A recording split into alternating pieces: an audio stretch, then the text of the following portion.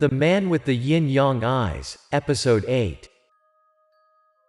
Lucius Gregory meets you once again. Today I have another free day. I walk around everywhere, then stop at a noodle shop and order a bowl of snacks. The noodles in this shop are pretty good. While I was eating ramen, the phone rang. I stopped and looked at the phone. It turned out that it was a text message. Someone sent me a message. The message came from Officer Lee. I guess something must have happened. Officer Lee asked where I was. I sent him the address where I was eating noodles. After a while, he said he would come to pick me up. He told me to wait for a while. Uncle John, I'll leave the money on the table. After reading the message, I left the money to the noodle shop owner and got up to go out. I have already eaten most of the bowl of noodles. I went to the appointment with Officer Lee nearby to wait for him. It only took me a few minutes to get to the meeting point. I just stood there and watched the traffic go by. I don't know why these days, whenever Officer Lee has something to see me, I feel strangely excited. I waited for about 6 or 7 minutes when I saw a car stop right in front of me. It must be Officer Lee. Let's get in the car. Is there something you need my help with, officer? I got in the car, fastened my seatbelt while asking Officer Lee in an excited voice. There is indeed something I need to ask of you. Or to be more precise, thanks to your special eyes. Of course, I guessed right. Naturally, I felt indescribably nauseous. These days, I am no longer annoyed by my natural ability. On the contrary, I am happy whenever it has the opportunity to work.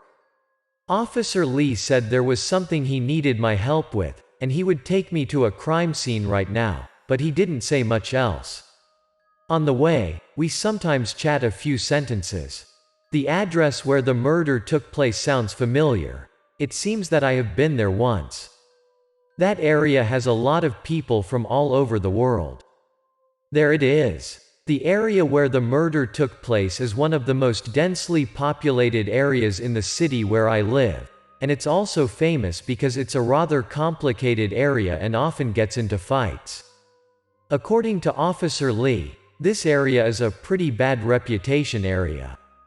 Officer Lee turned into an alley, surrounded by almost all the shops close together, with a few houses interspersed. Here it is. This is the house. Let's get off the car. Going a little further, Officer Lee parked his car in front of a house that was sealed with a police security cord. It seems that the police have come here to investigate before. The house is quite small. I got out of the car and followed Officer Lee. At this point, I'm both excited and a little nervous at the same time. Anyway, this is my first time using my unique eyes at a crime scene that just happened on TV. Follow me right behind me, prepare yourself mentally, it's a bit bloody. Officer Lee stepped in front of me and told me to follow him. He pulled out a handheld flashlight and then reached out and pushed the door open. I took a few deep breaths to prepare myself. Our police side has only briefly investigated, but we have not concluded much. The traces at the scene show that this is most likely a murder case. Officer Lee went inside with a flashlight while explaining to me the status of this case. I carefully followed Officer Lee inside. This is the first time I have witnessed the scene of a murder, but maybe a murder case. My heart is racing. This house is quite small, or instead, it is almost just a motel room with some simple furniture. There was quite a bit of mold on the walls, the bed, and the ground covered with blood. Bloodstains were marked with white chalk. Officer Lee told me that this is the residence of a man who works as a garbage picker. His life was tough, with no possessions at all. In addition, the police also heard from neighbors around him that he was a very good man, all year round. He worked all year round and did not quarrel with anyone, did not understand why he was killed. There were signs of a fight at the scene, indicating that the victim had protested against the killer before he died. But after investigating once, the police did not find a breakthrough, so Officer Lee asked for my help. "Okay, now take off your glasses and try to look around for me." I heard Officer Lee say that and was about to take off my glasses. Careful. But I still hadn't taken off my glasses yet, when suddenly Officer Lee shouted and quickly stood in front of me. I was a bit surprised by what happened. I saw Officer Lee take out the gun strapped to his hip. He held the gun forward and leaned in carefully to look around.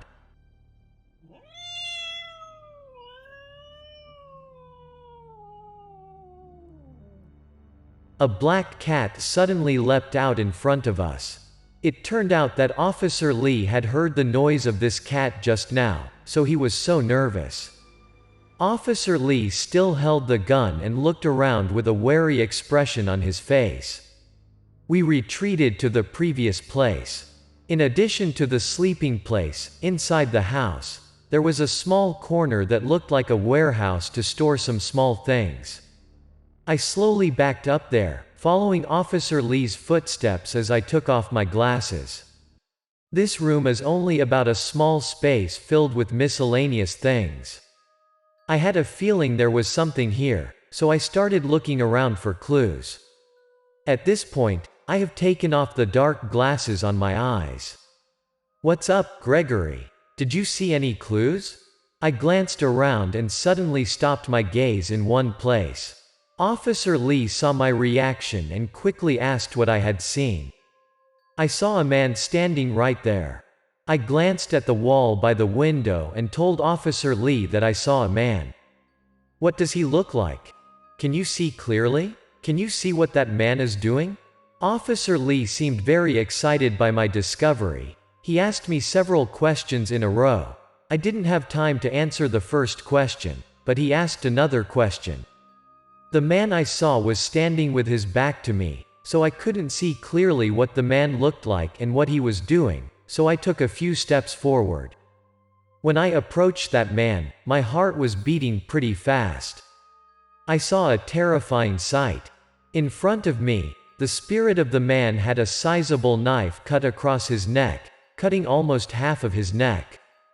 This man died because someone cut a knife in his neck. A pretty deep cut, very terrifying.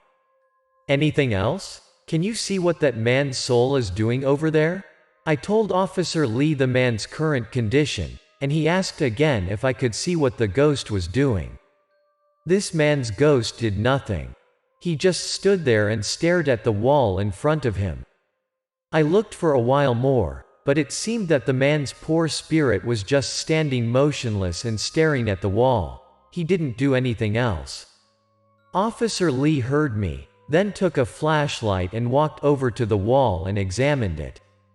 Perhaps he felt that there was something wrong with the wall, that's why the man stared at it so intently.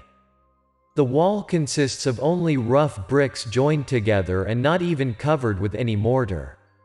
I saw Officer Lee examine each brick carefully. Then suddenly, when he checked to a certain place, he seemed to stop, as if he must have discovered something. He shines a flashlight on a spot and places his hand on the brick there. Officer Lee's fingers moved over the brick, as if searching for something. I don't know what he found out.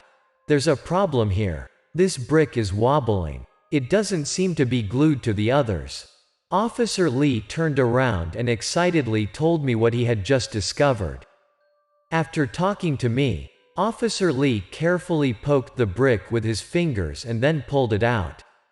"What's in there?" Curious, I stepped forward and stood next to Officer Lee to see what was behind the brick. It turns out there was a void behind the brick. And inside that void lurked something that we couldn't see clearly. Officer Lee reached inside, intending to take it out to see what it was. "Is it a lottery ticket?" It turned out that what was inside was a lottery ticket that was drawn a few days ago. I'm a bit wondering how the man's ghost staring at the wall with the lottery ticket inside this space has anything to do with each other. Okay, I understand what the killer's motive was. While I was thinking about it, Officer Lee turned to me and smiled, and said that he already knows why the man in this house was killed. Let's get out of here. After he finished speaking, Lee quickly walked out. Of course, I didn't dare to stay at the crime scene alone, so I quickly followed Officer Lee out.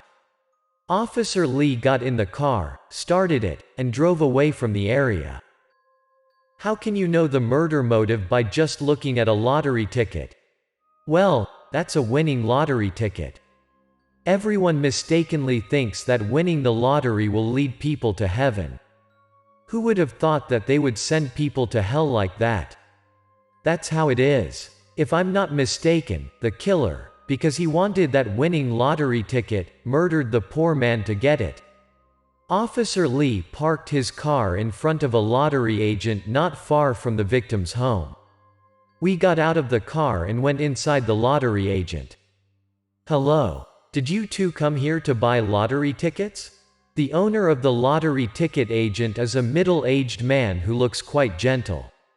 When he saw us, he happily asked, "I want to redeem the reward." "Oh, you bring out the winning lottery ticket so I can see it." Officer Lee told the man we were here to redeem the winning lottery ticket. The dealer told us to take out our lottery tickets for him to see. Then, Officer Lee took the lottery ticket we found inside the victim's house and presented it to the owner of the lottery ticket agent. Officer Lee also told the lottery ticket agent to look carefully at the lottery ticket in front of him. The lottery ticket agent looked at the lottery ticket in Officer Lee's hand. After he could see clearly, his face turned pale. It seems that he realized where the lottery ticket in Officer Lee's hand came from. "Okay, let's catch him." After seeing the reaction of the lottery ticket agent, Officer Lee confirmed that he was the murderer. We controlled the lottery ticket agent owner. Then Officer Lee called his colleague, and the police escorted the dealer to the police car to take him to the investigation station. The lottery ticket agent did not protest when he was arrested. It can be seen that he has implicitly admitted to his murder. Based on the actual situation, I can guess more than 80% of the content of this case. It is possible that the man who was killed went to this person's store to buy a lottery ticket, then that lottery ticket won, but the owner of the lottery ticket store was greedy, so he sneaked into the other man's house to kill him to get the winning ticket. Unfortunately, not only did he not find the ticket, but the murder case was quickly discovered. Thank you for helping me solve this case. After the lottery ticket agent was escorted to the car, Officer Lee thanked me for helping him solve the case. I have to go back to the police station to get the criminal's testimony, and you can take a taxi home. I will send you the taxi money back. Officer Lee seems to be very impatient and wants to finish the case quickly. I told him I could go home on my own, and I didn't need him to pay for my car. By the way, Officer Lee, what is your full name? Is it me? My name is Richard Henry Lee. Officer Lee was now in the car. I hurriedly called and asked. Well, I've worked with him a few times, and I don't even know his full name. What a severe omission. It seems that knowing Officer Lee's name puts me in a much better mood. Knowing his name made us a little closer. Maybe I'm happy because I did something helpful today, thanks to my special ability. Hi, I'm Gregory. I've had an interesting day. Yes, it is true that I just helped Officer Lee solve the case, thanks to you.